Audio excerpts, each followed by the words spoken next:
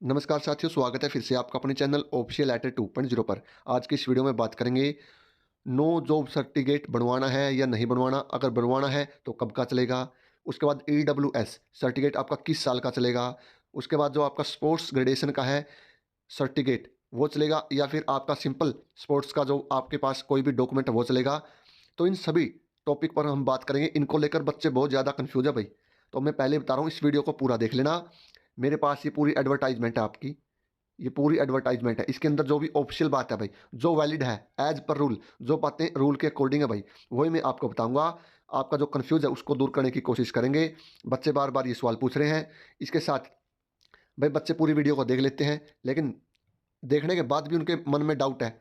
Video में मैंने जो बताया है उसी को फिर बार बार पूछते हैं भाई। आप वीडियो को पहले पूरा ध्यान से देख लिया करो। मैं आपके सभी जो भी आपके क्वेश्चन होते हैं उनका जवाब वीडियो में दे चुका होता हूँ, लेकिन बच्चे फिर भी उसी बात को, उसी क्वेश्चन को बार बार पूछते हैं भाई। पहले वीडियो को ध्यान से देख लिया करो। तो जिस भी साथी ने अभी तक चैनल को सब्सक्राइब नहीं किया है, सब्सक्राइब कर देना, लाइक कर देना और वीडियो को ज़्यादा से ज़्यादा शेयर कर देना। और जो साथी टेलीग्राम चैनल पर अभी तक नहीं जुड़े हैं, भाई टेलीग्राम चैनल पर जुड़ जाओ। वहाँ पर बहुत सारे बच्चे जुड़ चुके हैं। आपकी जो भविष्य में आने वाली समस्या है उनका सभी का निपटारा, उनकी समस्याओं का हल हम करने की कोशिश ज़रूर करेंगे भाई। तो यहाँ पर आप देख सकते हो साथियों, सबसे पहले जो आपका ईडब्ल्यूएस सर्टिफिकेट के बारे में क्या लिखा है। EWS certificate on prescribed performa should be valid for year in which the candidate have applied for the post as per government instruction। यानी भाई जो आपका EWS का सर्टिफिकेट है वो कब का माना जाएगा, कब का वैलिड होगा? वो होगा जी वैलिड आप जिस वर्ष आप पोस्ट के लिए अप्लाई कर रहे हो। Candidate are advise to update EWS certificate for finance year prior to the year application, otherwise they will be considered as general category candidate. यानी भाई सभी जितने भी कैंडिडेट हैं उनको यही सलाह दी जाती है कि वो सभी अपने जो फाइनेंशियल ईयर है, जिस टाइम आप एग्ज़ाम जो पोस्ट भर रहे हो भाई, जिस समय आपने फॉर्म फिल किया है उसी साल का आप आपका EWS का सर्टिफिकेट अपडेट कर लो, वही बनवा लो भाई। ठीक है, वही बनवाना, वही अपलोड करना पड़ेगा। अगर आप वही अपलोड नहीं करोगे तो आपको जनरल कैटेगरी में इसके अंदर मान लिया जाएगा। इसने लिख रखा है अपलोड, यानी जिस टाइम आप अपलोड करोगे वो उसी साल का होना चाहिए जी। जैसे ये फॉर्म आपका कब भरा गया था जी? यहाँ पर आप देखिए स्टार्टिंग में आपको दिखेगा डेट ऑफ पब्लिकेशन 30/5/2023। ठीक है, डेट ऑफ ओपनिंग 5/6/2024, यानी जून के अंदर ये स्टार्ट हो गए थे, जून 2023। यानी आपके पास सर्टिफिकेट कब का होना चाहिए जी वैलिड? आपके पास वैलिड सर्टिफिकेट होना चाहिए जी फाइनेंशियल ईयर 2023-24। ठीक है जी, 2023-24 का जो आपका EWS का सर्टिफिकेट है भाई वो आपका मान्य होगा जी। ठीक है, इसमें बिल्कुल क्लियर बात है। जो आपका EWS भाई, बिल्कुल ध्यान से सुन लेना सभी साथी, EWS का सर्टिफिकेट आपका 2023-24 का मान्य होगा, 22-23 वाला नहीं चलेगा।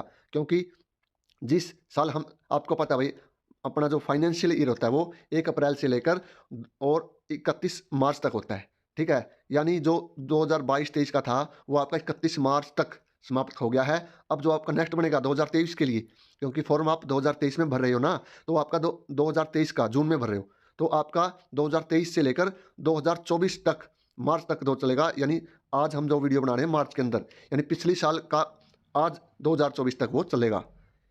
आपके पास 2023-24 वाला EWS का सर्टिफिकेट होना चाहिए जी। ओके, समझ गए आप? EWS में आपको बता के एक EWS दिखाता हूँ मैं आपको, आप देखना ध्यान से।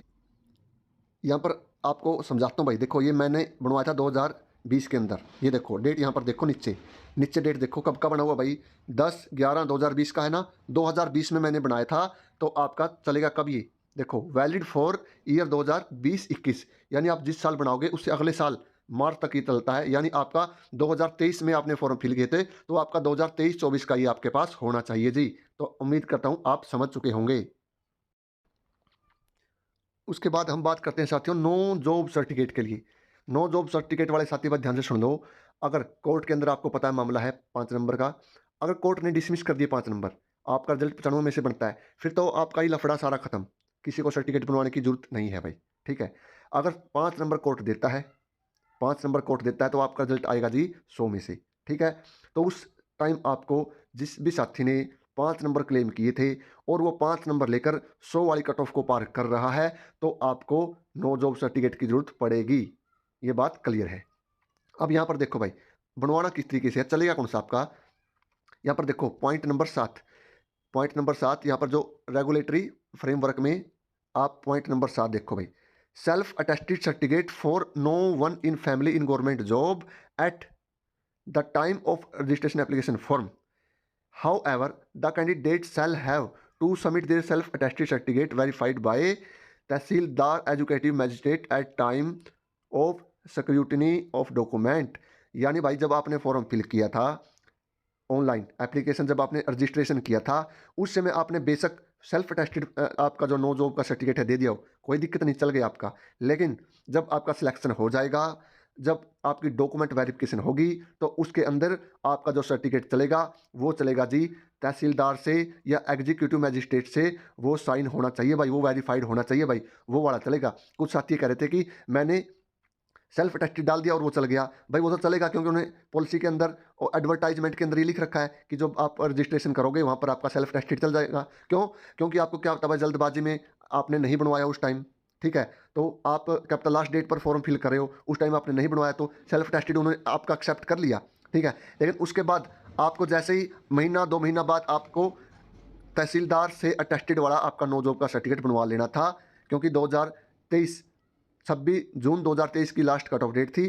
तो उससे के बाद आप 2023 वाला आपका चल जाएगा आराम से, ठीक है, 2023 का चल जाएगा आपका नो जॉब सर्टिफिकेट, इसके लिए कोई दिक्कत नहीं है भाई, ठीक है. और जो आप प्रेजेंट में बनाओगे वो भी चल जाएगा.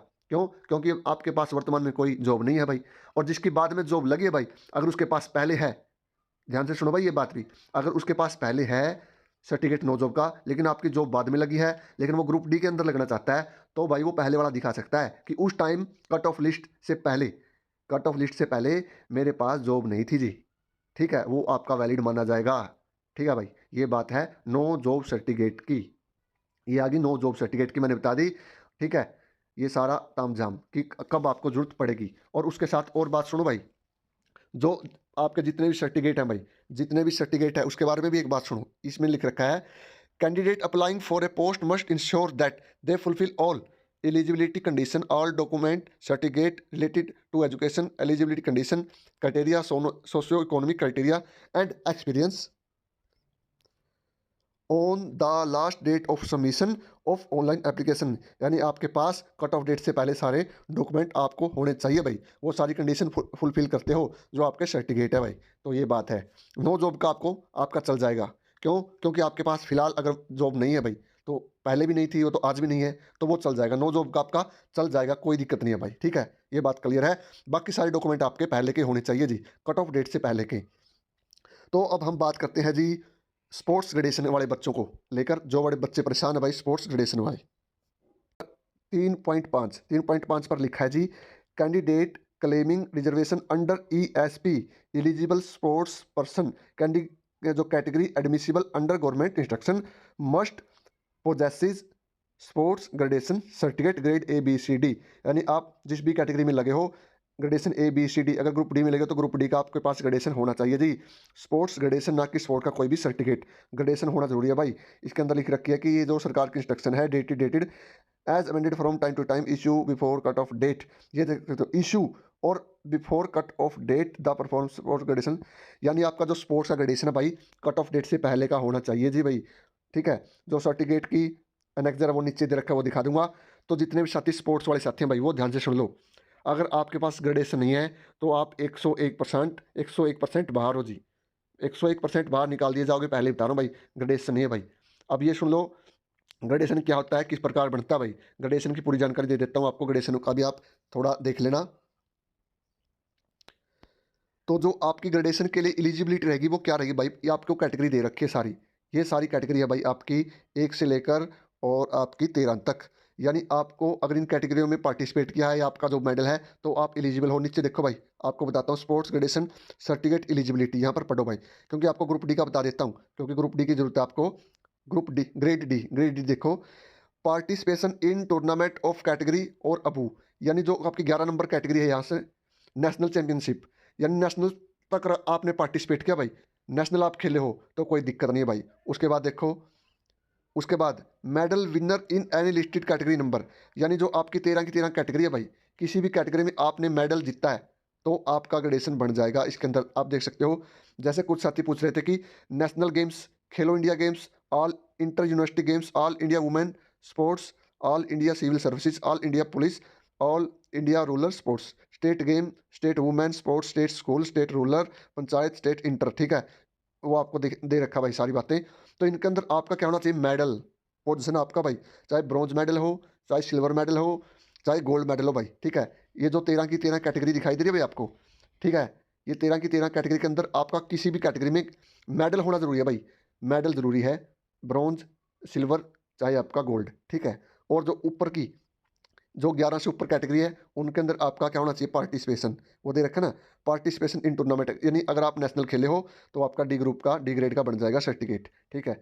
और आपका ये बनेगा कहाँ भाई, जो आपके डिस्ट्रिक्ट के अंदर जो स्पोर्ट्स स्टेडियम है वहाँ पर कोच होते हैं भाई, वो बना देंगे आपका। और जो आपके साइन होने चाहिए भाई, ये देख लो एक बार, देखो, grade D, only group D, district sports and youth affair officer के इसके ऊपर साइन होने चाहिए भाई, district sports and youth affair officer के आपके ग्रेडेशन के ऊपर साइन होने चाहिए भाई। तो मैंने आपको ग्रेडेशन का बिल्कुल डिटेल में बता दिया है जी, ग्रेडेशन किस प्रकार आपकी बनेगी, ESP, एलिजिबल स्पोर्ट्स पर्सन, ठीक है भाई। एलिजिबल स्पोर्ट्स पर्सन के जितने भी साथी हैं उनको मैंने बता दिया भाई ग्रेडेशन किस प्रकार आपको बनवानी है, ठीक है। अगर आप इन कंडीशन को पूरा करते हो आपकी ग्रेडेशन बन जाएगी।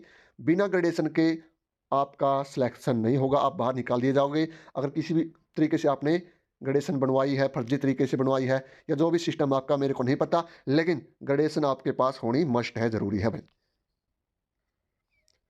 तो ये वीडियो बहुत ही इंपॉर्टेंट है भाई आप सभी के लिए, सारे बच्चे ध्यान से सुन लेना। मैंने बता दिया है आपका EWS का सर्टिफिकेट कब चलेगा जी, आपके सारे डॉक्यूमेंट भाई कब तक वैलिड होने चाहिए। मैं खुद की तरफ से नहीं कह रहा भाई, आप लोगों को एडवर्टाइजमेंट के अंदर जो रूल है वो दिखाया भाई, ठीक है, उसके अकॉर्डिंग ही मैंने बताया है, मेरे खुद का कोई रूल नहीं है ये। सारे कट ऑफ डेट से पहले के होने चाहिए डॉक्यूमेंट। EWS का बता दिया, किस साल का चलेगा, नो जॉब का बता दिया जी, तहसीलदार से वेरीफाइड होना चाहिए जी। नो जॉब का आपका प्रेजेंट का भी चल जाएगा, क्यों, क्योंकि अगर आपके पास फिलहाल भी जॉब नहीं है भाई, तो उस टाइम भी जॉब नहीं थी, वो चल जाएगा आपका, अभी बनवा लो जिसने नहीं बनवाया। और स्पोर्ट्स ग्रेडेशन का आपको ग्रेडेशन सर्टिफिकेट बनवाना पड़ेगा जी, बगैर ग्रेडेशन आप बाहर निकाल दिए जाओगे। इसके अलावा आपके पास जो भी आपके पास डॉक्यूमेंट है भाई, 10th +2 की DMC है, डोमिसाइल है, कास्ट का सर्टिफिकेट है, वो भी आपका कट ऑफ डेट से पहले के होने चाहिए भाई। मैंने आपको अभी दिखाया ना भाई, सारे डॉक्यूमेंट आपके कट ऑफ डेट से पहले के होने चाहिए, एज पर रूल, जो इसके एडवर्टीजमेंट में रूल है उसके अनुसार भाई, ठीक है। तो मैं आशा करता हूँ बिल्कुल डिटेल में मैंने एक एक बात आपको बताई है। अब आपके सारे डाउट क्लियर हो चुके होंगे। तो आप सभी को अगर जानकारी अच्छी लगी है भाई, तो वीडियो को लाइक शेयर सब्सक्राइब कर देना, और टेलीग्राम पर जुड़ जाओ भाई इस प्रकार की ऑफिशियल ऑथेंटिक अपडेट के लिए। आप सभी का बहुत बहुत धन्यवाद। जय हिंद, जय हरियाणा।